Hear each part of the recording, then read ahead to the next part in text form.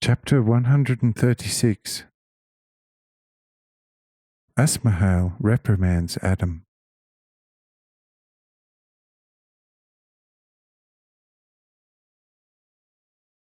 These words somewhat provoked Asmahel, and he addressed the following earnest, yet very loving words to Adam, as well as all the others.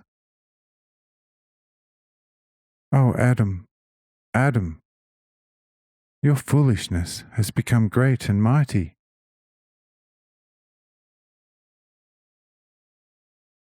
Let me ask above all your heart, since you are the father of all these children and many others inhabiting this earth, tell me in your heart what you would do with one of your children, which answered you after a most important lesson concerning very great voluntary offences against your wise directives, in a boldly structured speech, just bordering on probability, namely, why do you demand of me what I cannot do?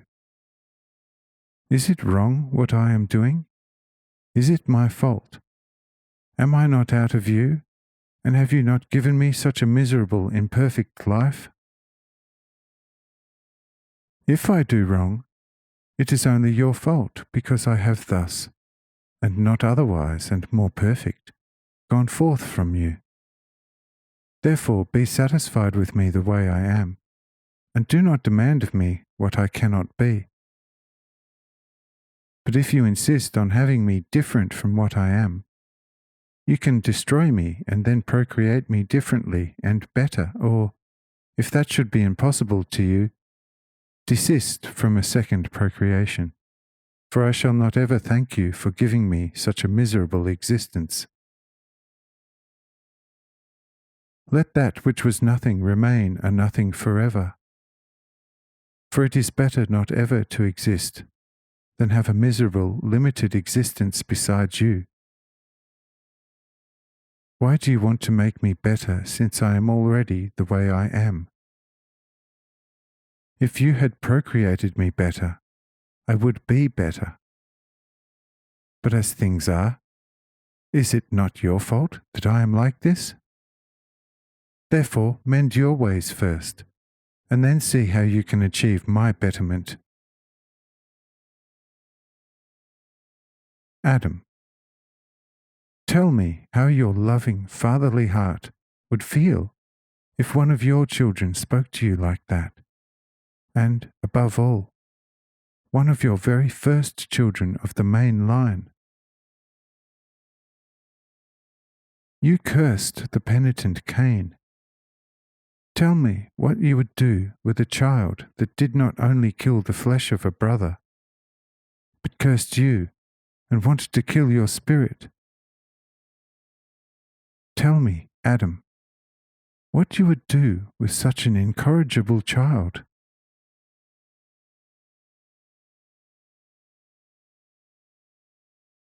Behold, now you are silent like a mouse when it smells a cat. Yet earlier, you, as the first child of the main line, told me exactly the same. So you do not care whether God or man.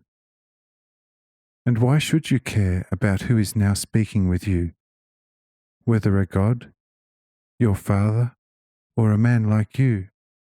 For you did not create yourself, but a to you invisible, completely unknown God did.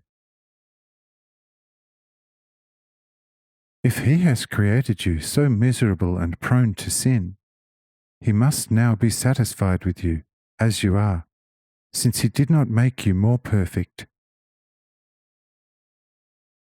Therefore, he must not demand of the bungled work to be more perfect than it is gone forth from the hand of the ill-humoured Creator. Behold, and look at your heart whether it does not argue like that. You pointed out to me the hard-to-walk path of the divine will on an earth made very uneven, and mentioned your good will to walk faithfully if at all possible. All the responsibility for your fall you loaded upon my shoulders, and it was my entire fault, and not in the least yours, because I have created you thus and not otherwise. If you were to change, there would have to be some means by which you would become capable of acting in accordance with the divine will. Behold, this is another remark at which the exceedingly loving and caring Holy Father surely cannot rejoice. You call for mercy.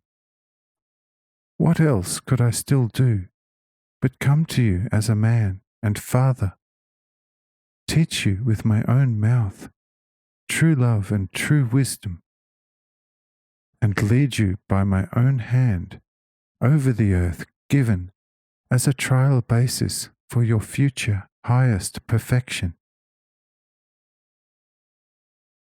Am not I myself the greatest mercy, the greatest love, and the surest means? Or am I to make of you men, according to your desire, animated, that is, mobile machines? Oh, you blind fool! If you wanted only to some extent to see, you would notice the great perfection in you, through which you stand high above all the other beings, that you can sin of your own free will, or voluntarily walk and act without sin, like Enoch. And you reproach me for having gone forth from me as a bungled work. Look, Adam, how far you have again gone astray. You say that what I demand of you is impossible. Look at Enoch. Look at the 6 by my side. Yes, look at the entire great crowd, and ask all of them whether this is so.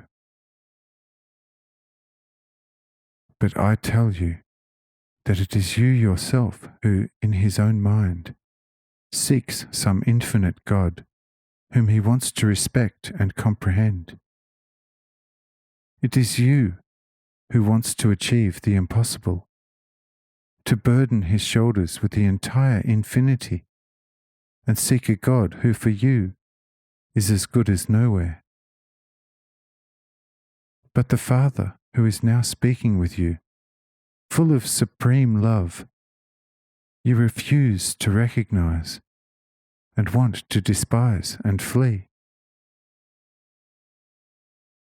Truly, beside a God as you imagine him and worship on the Sabbath, the existence of a created being would not only be most miserable, more miserable than that of a downtrodden worm in the hot sand, but I tell you, it would also be quite impossible as far as your imagined God is concerned. For such an imperfect God would not only be incapable of bringing forth a bungled work, he would truly be even worse off than you, who out of yourself are not able to create even an atom.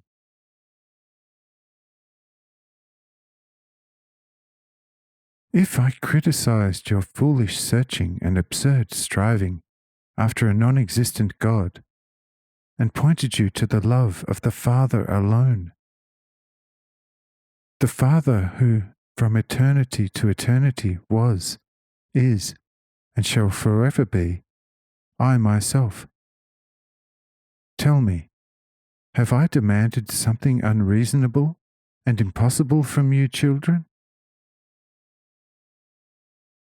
Behold, already the smallest children fulfill exactly this extremely easy demand, as they love their Father above all, without calling their Father's heart to account to state why they love him.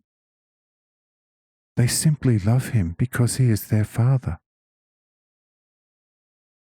Tell me, Adam, my son, have you ever demanded for yourself from your children more than that?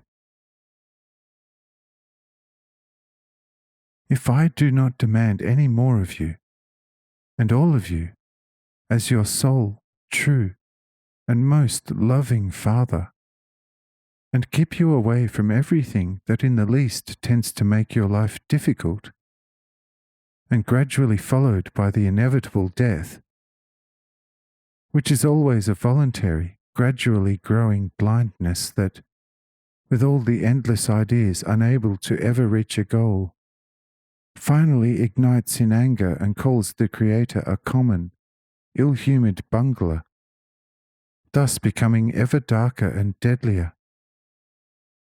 Am I then really as you have found me within you? Therefore, get to know the Father better, and recognize how little and what very easy things He demands of you. Then rise and come to me, and tell me whether I am an unfair God and Father.